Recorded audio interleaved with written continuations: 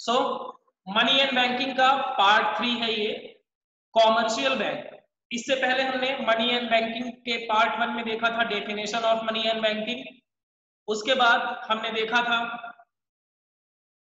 आपका money supply किसे कहते हैं, फिर मेजर्स ऑफ मनी सप्लाई हमने देखा था M1, M2, M3 and M4। आज हम बात करेंगे कॉमर्शियल बैंक।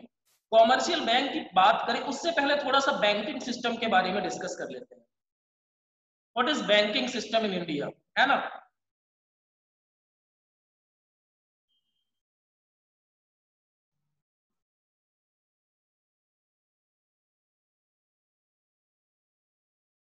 देखो किसी भी देश में, यहां पर आओ, किसी भी देश में बैंकिंग सिस्टम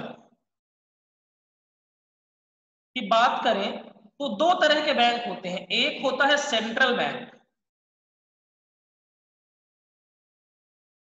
और दूसरा होता है कॉमर्शियल बैंक।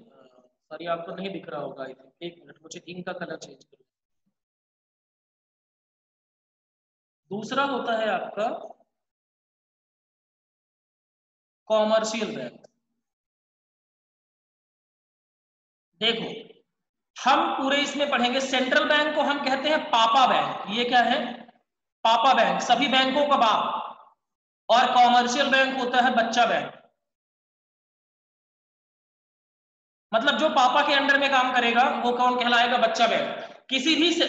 किसी भी इकोनॉमी में, क्योंकि हम इकोनॉमिक्स पढ़ रहे हैं तो हम इकोनॉमी की बात करेंगे, किसी भी इकोनॉमी में ये दो तरह के बैंक जरूर होंगे, एक सेंट्रल बैंक होगा और दूसरा होगा कॉमर्शियल बैंक। हमें डिटेल में commercial bank and central bank के बारे में पढ़ना है। सेंट्रल बैंक का जो काम होता है ना, ये होता है कंट्रोलर। जैसे पापा का काम क्या होता है, कंट्रोल करना। पापा का काम क्या होता है, कंट्रोल करना, और बच्चे का काम क्या होता है, उसको फॉलो करना। इसी तरीके से हम डिस्कस करेंगे कि आपका सेंट्रल बैंक और कॉमर्शियल बैंक में आपस में क्या रिश्ता है। सेंट्रल बैंक और कॉमर्शियल बैंक किसी भी देश में मनी सप्लाई या मॉनेटरी पॉलिसी को किस तरीके से कंट्रोल या रेगुलेट करते हैं। तो a lot to know and a lot to discuss about these chapters. तो लेट्स गेट स्टार्टेड। अब यहाँ पर कॉमर्शियल बैंक अगर आप देखें तो कॉमर्शियल बैंक में बड़े सारे आपके बैंक्स हैं, जिन बैंक्स को आप जानते हैं, State Bank of India, HDFC, Canara bank of Baroda. All these banks are commercial banks, all these banks are commercial banks. ये कॉमर्शियल बैंक्स हैं। अब हम समझेंगे कि why these banks are commercial banks. इसी आज ही हम देखेंगे कि ये बैंक क्यों कॉमर्शियल बैंक, किसी बैंक को कॉमर्शियल बैंक क्यों कहेंगे। ठीक है, तो शुरू करते हैं। लेकिन उससे पहले ये क्लास का तो आपको पता ही है, आप अपने दोस्तों को जरूर बताएं, अपने जो क्लासमेट्स हैं उनको इन्फॉर्म करें। एंड इस टाइम पे तो डिस्काउंट भी चल रहा है बहुत ज्यादा, 50% ऑफ। देखो सबसे पहले तो समझना पड़ेगा कि व्हाट इज बैंकिंग। बैंकिंग है क्या, है ना। बैंक आखिर किसे कहते हैं। अब मान लीजिए आपने एक कंपनी बनाई और आपने लोगों को पैसे उधार देने शुरू कर दिए, तो क्या आप बैंक बन जाएंगे। बैंक कौन कहलाएगा, सबसे पहले तो समझना ये जरूरी है। हो सकता है आपके एग्जाम में ये ना पूछा जाए, लेकिन एक इकोनॉमिक्स के स्टूडेंट के नजरिए से आपको ये पता होना चाहिए।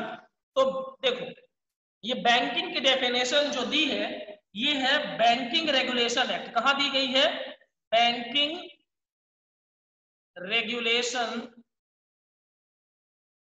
एक्ट 1949। बैंकों को रेगुलेट करने के लिए कानून बनाया गया है, बैंकिंग रेगुलेशन एक्ट। उसी में ये डेफिनेशन दी गई है, उसी में ये डेफिनेशन दी गई है। उसमें लिखा है बैंकिंग मीन्स, एक minute, banking means accepting of deposits of money from public. Banking का मतलब क्या है, जनता से पैसे लेना। For the purpose of lending और इन्वेस्टमेंट, या तो लेंडिंग यानी उधार देने के लिए, या फिर इन्वेस्टमेंट के लिए। एंड डिपॉजिट्स, और वो जो जनता ने पैसे आपको दिए हैं, जनता ने जो पैसे आपको दिए हैं वो डिपॉजिट्स रिपेबल ऑन डिमांड है। मतलब जनता जब मांग लेगी तभी आपको क्या करना पड़ेगा, वो पैसा देना पड़ेगा।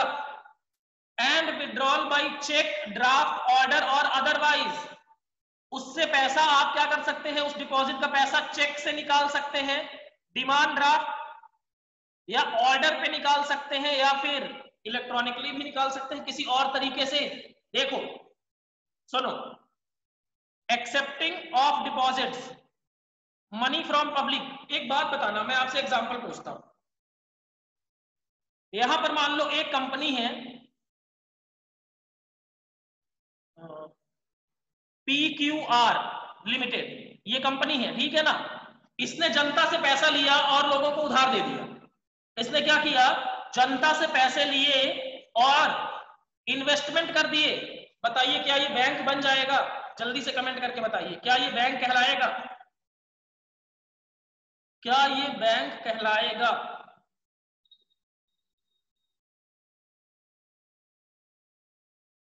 ये बैंक नहीं कहलाएगा। क्यों नहीं कहलाएगा? क्योंकि भैया PQR लिमिटेड अपने नाम से कोई चेक इशू नहीं कर सकता। जनता का जो डिपॉजिट है वो रिपेबल ऑन डिमांड नहीं है। And withdrawal by cheque, draft order और अदरवाइज ये नहीं है। मतलब देखो, बैंक का ही चेक हो सकता है। मैं चाहूं तो अपने नाम से चेक नहीं, आप स्टेट बैंक ऑफ इंडिया का चेक आपके अकाउंट पे मिल जाएगा, लेकिन मैं चाहूं तो अपने नाम पर चेक नहीं दे सकता।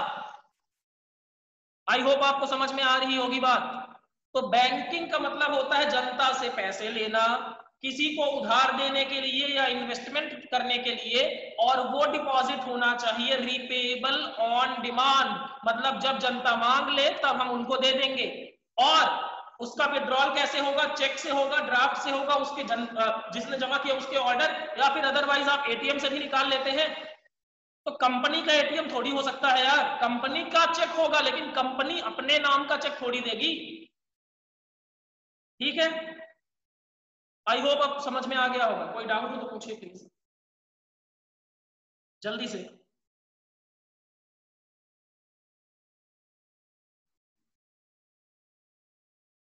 अच्छा ठीक है, अब इसमें एक और चीज लिखी है, ये मैं इसको बता दूं। बैंकिंग कंपनी किसे कहते हैं? देखो, banking company means any company. Banking company का मतलब, सॉरी,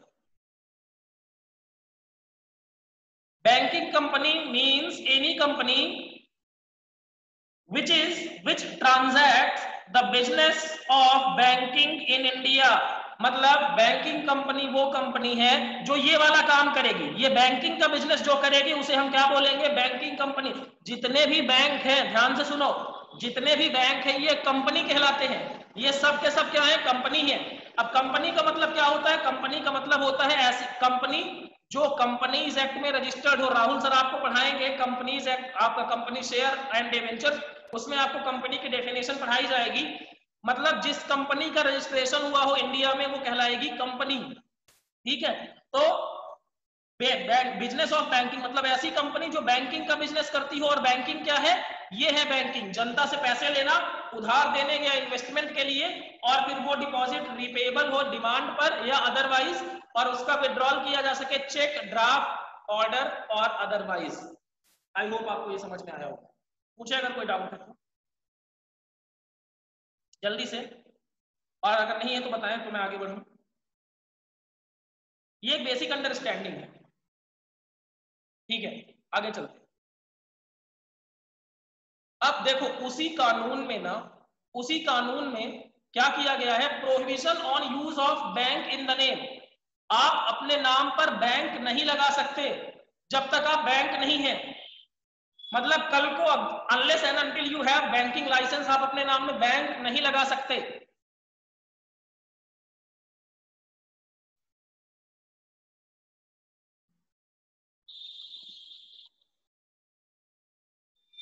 क्या लिखा है? नो कंपनी लिखा है ना, no company other than banking company shall use a part of और पार्ट ऑफ नेम और in connection with its business any of the word bank, banker और banking.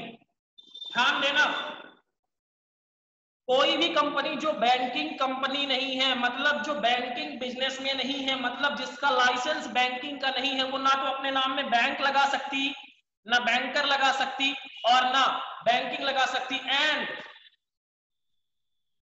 No company shall carry on its business of banking in India unless it uses a part as part of its name at least one of such word. देखो कोई भी अगर, देखो इधर समझो, banking company है अगर ना, बैंकिंग कंपनी है तो उसको नाम में या तो बैंक लिखना पड़ेगा, या बैंकर लिखना पड़ेगा, या लिखना पड़ेगा आपका बैंकिंग। इन तीन चीजों में एक नाम लगाना पड़ेगा उसको अपने नाम के बीच में। आप सभी देखो बैंक अपना नाम लिखते हैं, बैंक आगे पीछे लगा रहता है, Punjab national bank, state Bank of India. और अगर वो बैंकिंग कंपनी नहीं है, बैंकिंग कंपनी नहीं है, तो वो ये तीन नाम नहीं लगा सकती। आई होप आपको समझ में आया होगा। मतलब कल से मैं कंपनी बनाऊं और उसमें बैंक लगा दूं, ऐसा पॉसिबल नहीं है। अब आप बोलेंगे sir blood bank, blood bank, भैया ब्लड बैंक जो होता है ना वो बिजनेस नहीं कर रहा है। आप ब्लड बैंक में कभी पैसा जमा करने जाते हो क्या? बताओ कितने लोग हैं जो ब्लड बैंक में पैसा जमा करने जाते हैं और ब्लड बैंक फिर उनको चेक देता है कोई ऐसा? ब्लड बैंक से कभी आपको ये लगता है कि यहां पैसा जमा और देने का काम होता होगा? तो ब्लड बैंक क्या है, बिजनेस नहीं कर रहा है भैया, ठीक है। और ब्लड बैंक में कोई भी आदमी पैसा जमा कराने नहीं जाएगा। आई होप ये चीज क्लियर हो गई होगी। यहां पर दो चीजें हैं, कोई भी अगर बैंकिंग कंपनी नहीं है, ध्यान रखना, कोई भी अगर बैंकिंग कंपनी नहीं है तो ना तो वो बैंक लगाएगा, ना बैंकर लगाएगा, ना बैंकिंग लगाएगा अपने नाम में। और अगर कोई बैंकिंग कंपनी है तो उसको तीन में से एक लगाना पड़ेगा, या तो बैंक लगाओ नाम में, या बैंकिंग लगाओ, या बैंकर, जिससे पता चले कि तुम बैंक हो। ये क्यों बोला गया? अगर देखो मैं भी अपने नाम के पीछे बैंक, सौरभ बैंक, तो लोगों को लगेगा ये बैंक है, भारी आदमी है, तो इसलिए मिसलीडिंग ना हो और बैंक को बताना पड़ेगा कि मैं बैंक हूं, मैं बैंक हूं, मैं बैंक हूं। जैसे state Bank of India, Punjab national bank, लिखा है ना आपने ना, बैंक चिल्ला चिल्ला के कहते हैं कि मैं बैंक हूं, मैं बैंक हूं, मैं बैंक हूं, लेकिन वो बैंकिंग बिजनेस में। ठीक है, कोई डाउट हो तो पूछे जल्दी से।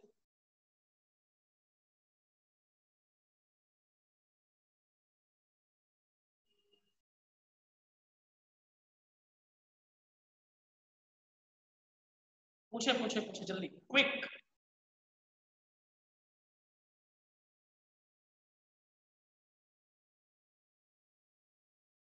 ठीक है, असद आपको चीजें समझ में आ रही हैं? आप प्रेजेंट नहीं थे कल इसलिए पूछ रहा हूं। असद रिप्लाई करिए।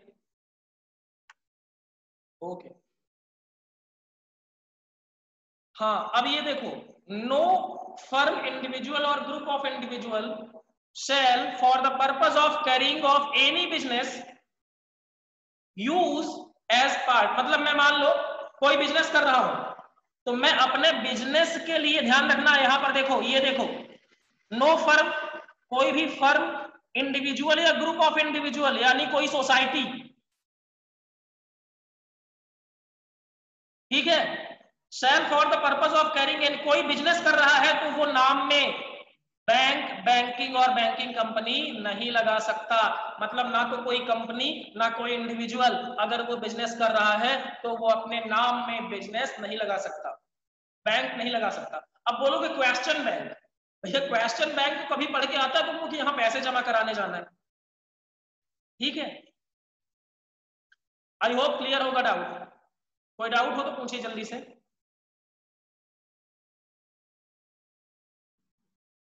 जल्दी जल्दी जल्दी, आप लोग रिप्लाई तेजी से किया करेंगे please.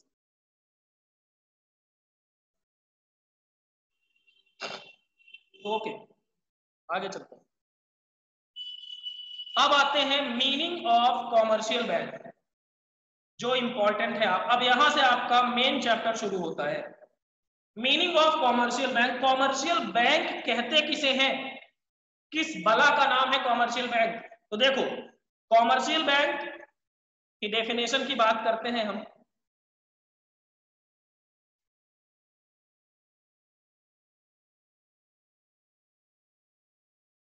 Commercial bank is an institution, एक ऐसा संस्थान है विच परफॉर्म्स, जो क्या काम करता है, functions of accepting deposit, accepting deposit यानी क्या करता है, लोगों के डिपॉजिट को एक्सेप्ट करता है। जब आप पैसे जमा करने जाते हैं तो बैंक ले लेता है, दूसरा ग्रांटिंग लोन्स, लोगों को लोन भी देता है, जिन लोगों को जरूरत होती है उनको क्या करता है, लोन देता है। एंड मेकिंग इन्वेस्टमेंट, देखो मान लो बैंक के पास आए, डिपॉजिट्स आए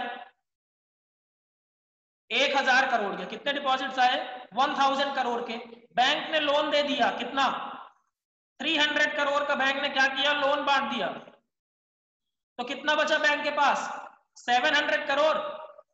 अब ये बैलेंस बचा, तो बैंक अब इस बैलेंस पैसे को रखेगा, तो पैसा रखे रखे तो पैसा आएगा नहीं, तो बैंक क्या कर सकता है, बैंक ने बोला कि हम एक काम करेंगे, इसमें से 500 करोड़ क्या कर देते हैं, इन्वेस्ट कर देते हैं, इन्वेस्ट कर देते हैं। तो ये काम किया बैंक ने। ये सब क्यों किया, लोगों से पैसा लिया, लोगों को पैसा उधार दिया, इन्वेस्टमेंट किया। ध्यान देना सबसे जरूरी ये है, with the aim of earning profits, earning profits, earning profits, earning profits, earning profits. मतलब कॉमर्शियल बैंक जो भी काम करेगा वो प्रॉफिट अर्न करने के ऑब्जेक्टिव से करेगा। नाम से ही लिखा है कॉमर्शियल बैंक। कॉमर्शियल बैंक मतलब प्रॉफिट कमाने के उद्देश्य से। आप नॉन फॉर प्रॉफिट ऑर्गेनाइजेशन में पढ़ते होंगे, एक होता है फॉर प्रॉफिट ऑर्गेनाइजेशन, दूसरा होता है not for profit organisation. Commercial bank for profit organisation है, मतलब यहाँ उद्देश्य ही प्रॉफिट कमाना होगा। तो कॉमर्शियल बैंक की अगर डेफिनेशन, आई होप आपको ये डाउट क्लियर हो गया होगा, जल्दी से पूछें कोई डाउट है तो। कॉमर्शियल बैंक की डेफिनेशन में कोई डाउट? अब है पाठक, हाँ सर बताएं, आपने रेज हैंड किया, पूछे पूछे डाउट जल्दी से। अच्छा नो डाउट, ओके। तो कॉमर्शियल बैंक की डेफिनेशन आप मेरे साथ जैसे मैं पढ़ रहा हूं वैसे ही घर में पढ़ो, ठीक है ना, तुमको कसम है,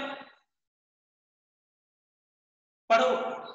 Commercial banks is an institution which performs the function of accepting deposits, granting loans and making investments with the aim of earning profit. Commercial bank is an institution which performs the function of accepting deposits, granting loans and making investment with the aim of earning profits. ठीक है, अब चलते हैं आगे।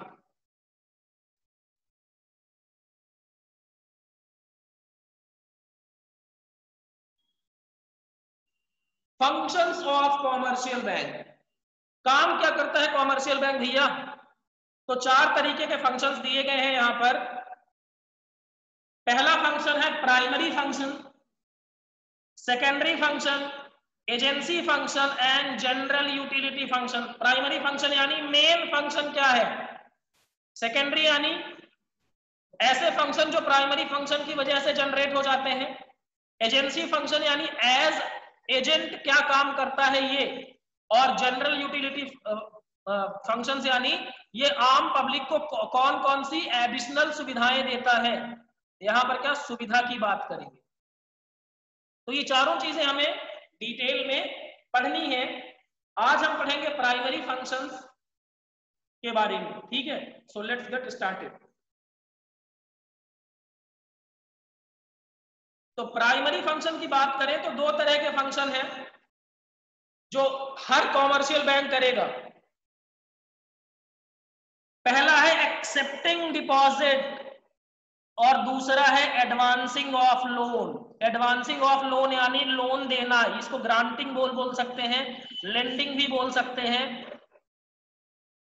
Accepting, देखो bank 2 काम करेगा, आप पैसे जमा करना, आप बैंक में जाते हैं पैसे जमा करते हैं, और कुछ लोग जाते हैं बैंक से पैसा उधार लेते हैं। कोई भी कॉमर्शियल बैंक इन 2 फंक्शंस के बिना जिंदा ही नहीं रह सकता। तो पहला काम क्या है, accepting deposit. It is the most important function भैया। ये क्या है, एक्सेप्टिंग डिपॉजिट, जनता को क्या करता है, जनता से पैसे लेना, ये बैंक का सबसे मेन काम है कॉमर्शियल बैंक का। अब देखो, मैं मान लो 1 लाख रुपए कमाता हूं और मान लो 70,000 खर्च करता हूं, 30,000 रुपए मैं घर में रखूं अगर, तो चोरी हो सकते हैं, तो मैं क्या कर सकता हूं, अपने बैंक में डिपॉजिट कर दूंगा, तो लोगों का क्या होता है, पैसा डिपॉजिट हो जाता है बैंक में। और दूसरा, जिन लोगों को पैसे की जरूरत होती है वो लोग क्या करते हैं, बैंक जाते हैं। मान लो मुझे घर बनाना है, मैं गया कि सर मुझे घर बनाना है, प्लीज मेरे पास 50 लाख रुपए नहीं है, आप दे दीजिए। बैंक देखेगा कि पहले मैं क्या लोन लेने के लायक हूं, क्या मैं लोन लौटा पाऊंगा, उसके बाद बैंक मुझे लोन दे देगा। अब बैंक लोन देता क्यों? देखो भैया सुनो इधर, मान लो 1,00,000 रुपए आपने डिपॉजिट किए, तो बैंक मान लो आपको रेट दे रहा है 6% का इंटरेस्ट दे रहा है, तो बैंक आपको साल में कितने पैसे देगा? 6,000 रुपए। 1,00,000 तो जमा ही है। और दूसरा, बैंक मान लीजिए आपको क्या करता है, लोन देता है, तो वो 8% पर दे रहा है, तो बैंक आपसे लेगा कितना? 8,000। तो बैंक का नेट फायदा कितना हुआ? 2,000। इस 2,000 को क्या कहते हैं? स्प्रेड कहते हैं। क्या कहते हैं? स्प्रेड। यही बैंक का प्रॉफिट है, मेन इनकम बैंक की यही है।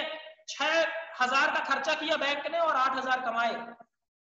ठीक है, डिपॉजिट को वाले पे बैंक कम इंटरेस्ट देता है और जो बैंक लोन देता है उस पे ज्यादा इंटरेस्ट चार्ज करता है। आई होप अब समझ में आया होगा ये आपको। तो बैंक के प्राइमरी फंक्शन क्या है? एक्सेप्टिंग डिपॉजिट, कॉमर्शियल बैंक के, और एडवांसिंग लोन। ठीक है, तो बैंक क्या करता है? डिपॉजिट पर इंटरेस्ट देता है और लोन पर इंटरेस्ट लेता है। जो डिफरेंस होता है बैंक का यही प्रॉफिट बन जाता है, इसको हम कहते हैं स्प्रेड। स्प्रेड यानी होता है फैलाव। ठीक है, अब आगे चलते हैं, आगे हम बात करेंगे टाइप्स ऑफ डिपॉजिट्स। 3 तरह के डिपॉजिट्स हैं आपके सिलेबस में। एक है करंट अकाउंट डिपॉजिट, जिसको क्या कहते हैं? डिमांड डिपॉजिट भी कहते हैं। दूसरा है फिक्स्ड डिपॉजिट और तीसरा है सेविंग डिपॉजिट। देखो, डिमांड डिपॉजिट को हिंदी में कहते हैं मांग जमा। सुनना ध्यान से, 2 मिनट का कंसेप्ट है, पूरा समझ में आ जाएगा, फिर भूलेगा नहीं कभी। मैंने बैंक में पैसा जमा किया, मैं गया बैंक में पैसे जमा करके आया, जिस दिन मैं पैसे मांग लूंगा बैंक को उसी पल मेरा पैसा लौटाना पड़ेगा। ये क्या है? Demand deposit. ऐसे deposit which are repayable on demand by customer, जब हमने मांग लिया ना तभी बैंक हमारा पैसा वापस कर देगा, बैंक कोई सवाल जवाब नहीं करेगा। वो डिपॉजिट क्या कहलाएंगे? Demand deposit. और उनको कहते हैं करंट अकाउंट डिपॉजिट भी कहा जाता है। क्या कहा जाता है? Current account deposit. लिखा है, पढ़िएगा। These deposits which refers to those deposits which are repayable by banks on demand। जो क्या होगा? बैंक पे कर देगा जनता जब भी हम मांग लेंगे। ये सुन, यहां पर लिख सकते हैं आप, जब भी हम पैसा मांगेंगे, जब भी हम पैसा मांगेंगे।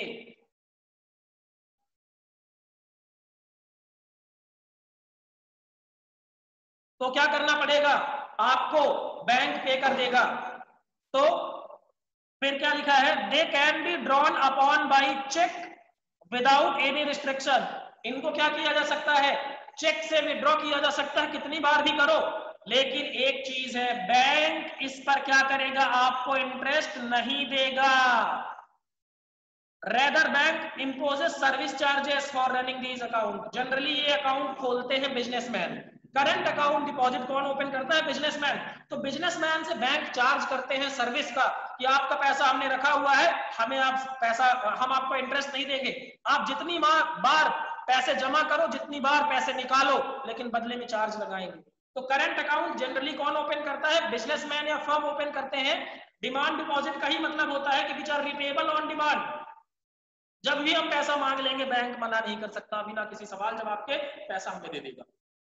दूसरा टाइम डिपॉजिट, जिसको फिक्स डिपॉजिट यहां पर लिखा हुआ है टाइम डिपॉजिट। टाइम डिपॉजिट का मतलब क्या है? मैं गया बैंक में, मैंने बोला सर ये मेरे पास 5 लाख रुपए हैं, आप इसको क्या करिए? जमा कर लीजिए। बैंक ने बोला सर डिमांड डिपॉजिट बनाएंगे कि टाइम डिपॉजिट? मैंने बोला सर इंटरेस्ट किसमें मिलेगा? उसने बोला सर डिमांड डिपॉजिट में कोई इंटरेस्ट नहीं मिलता, हमने अभी देखा। मैंने बोला सर ये पैसे मुझे 5 साल के बाद चाहिए। कब चाहिए? 5 साल के बाद चाहिए। बैंक ने बोला ठीक है, हम आपके लिए 5 साल के लिए कर देते हैं ये पैसा फिक्स। अब आप पैसा कब ले सकते हैं? After 5 years. कब ले सकते हैं? After 5 years. उससे पहले पैसा नहीं मिलेगा। मिल जाएगा लेकिन आपके पैसे काट लिए जाएंगे, बहुत सारी चीजें। तो देखो, टाइम डिपॉजिट का मतलब है कि ऐसा डिपॉजिट जो एक टाइम के बाद आपको मिलेगा, उससे पहले मिलने वाला नहीं है।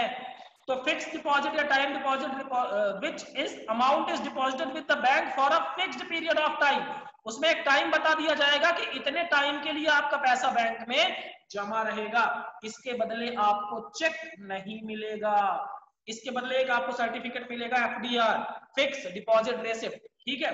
These deposits carry high rate of interest, भैया हम पैसा एफडी पर सबसे ज्यादा इंटरेस्ट मिलता है, आपको पता होगा क्यों, क्योंकि उसमें बैंक के पास एक टाइम के पास पैसा पड़ा रहता है, उससे पहले आप पैसा निकाल नहीं सकते। और तीसरा है भैया सेविंग डिपॉजिट, आम जनता के लिए, आम बिजनेसमैन तो है नहीं तो हम करंट अकाउंट ओपन नहीं करेंगे, और एफडी करने का भैया हमारे पास थोड़े पैसे आते हैं, बीच में जरूरत पड़ जाती है, कब पता नहीं चलता, तो क्या करते हैं सेविंग अकाउंट ओपन कर लेते हैं, आम जनता का सेविंग अकाउंट ही होता है बैंक में। ये क्या करते हैं करंट डिपॉजिट और फिक्स डिपॉजिट का मिक्सचर है, कैसे देखो, इस पे रेट ऑफ इंटरेस्ट होता है, इस पे आपको इंटरेस्ट मिलेगा लेकिन बहुत कम मिलेगा, बहुत कम मिलेगा। दूसरा, इसमें आपको चेक की फैसिलिटी भी मिल जाएगी, आप पैसा निकाल भी सकते हैं, लेकिन देखो 5 बार से ज्यादा एटीएम से पैसे निकालो तो फिर 20-25 रुपए कटने लगते हैं ना, तो ये सारी चीजें क्या है सेविंग। देखो अब मैं आपकी अगर बात करूं तो करंट अकाउंट में चेक नहीं मिलेगा, नहीं मिलेगा, सेविंग अकाउंट में चेक मिल जाएगा, सॉरी करंट अकाउंट में चेक मिल जाएगा, सेविंग अकाउंट में चेक मिल जाएगा, एफडी में यानी टाइम डिपॉजिट में चेक नहीं मिलेगा, ठीक है। तो ये चीजें हैं, करंट अकाउंट में इंटरेस्ट नहीं मिलेगा, फिक्स डिपॉजिट में सबसे ज्यादा इंटरेस्ट मिलेगा और सेविंग डिपॉजिट में इंटरेस्ट मिलेगा लेकिन एफडी से काफी कम होगा। कोई डाउट हो तो पूछिए जल्दी से। क्विक,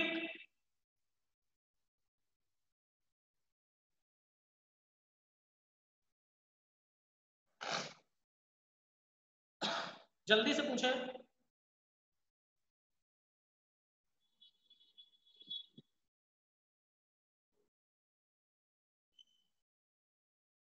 ओके ठीक है, आगे चलते हैं। अब देखो डिफरेंस क्या है between demand deposit and time deposit, क्या डिफरेंस है। अब देखो वो समझ में आ गया तो ये बहुत आसानी से हो जाएगा, 3 मार्क्स के लिए कई बार ये एग्जाम में पूछ लेते हैं। तो पहला बताओ, आप इसको बिना देखे बताओ, डिमांड डिपॉजिट, डिमांड डिपॉजिट यानी करंट अकाउंट डिपॉजिट, क्या करंट अकाउंट, और टाइम डिपॉजिट यानी एफडी, टाइम डिपॉजिट यानी एफडी। बताओ डिमांड डिपॉजिट चेक की फैसिलिटी कहां मिलेगी, चेक की फैसिलिटी मिलेगी डिमांड डिपॉजिट में, फिक्स डिपॉजिट में चेक की फैसिलिटी नहीं मिलेगी। किसमें इंटरेस्ट मिलता है, एफडी में इंटरेस्ट मिलता है, हाई रेट ऑफ इंटरेस्ट मिलता है, और इसमें कोई इंटरेस्ट नहीं मिलता। नंबर ऑफ ट्रांजैक्शन, देखो डिमांड डिपॉजिट है ना, आप जितनी बार पैसा जमा करना चाहो कर सकते हो, जितनी बार पैसे निकालना चाहो निकाल सकते हो, बैंक को कोई परेशानी नहीं है। एफडी में अगर फिक्स डिपॉजिट है मतलब टाइम डिपॉजिट है तो 2 ही ट्रांजैक्शन होंगे। 2 ट्रांजैक्शन कौन से होंगे, एक पैसा जमा करने का, दूसरा पैसा निकालने का। कैसे, मैंने एग्जांपल दिया था ना कि आज मैं 1 लाख रुपए लेके गया और मैंने बोला 5 साल बाद मुझे क्या चाहिए, पैसे चाहिए, आज मैं जाऊंगा और पैसे जमा कर दूंगा, ये पहला ट्रांजैक्शन, और 5 साल के बाद मैं जाऊंगा पैसा निकाल के लाऊंगा, इसके अलावा बीच में कोई ट्रांजैक्शन। आई होप ये आपको क्लियर होगा, अगर कोई डाउट है तो प्लीज बताएं, जल्दी से पूछिएगा।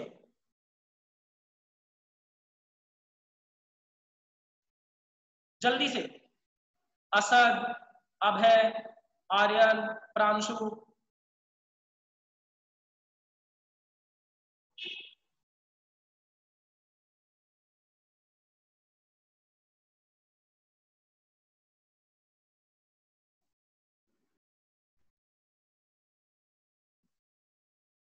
ठीक है।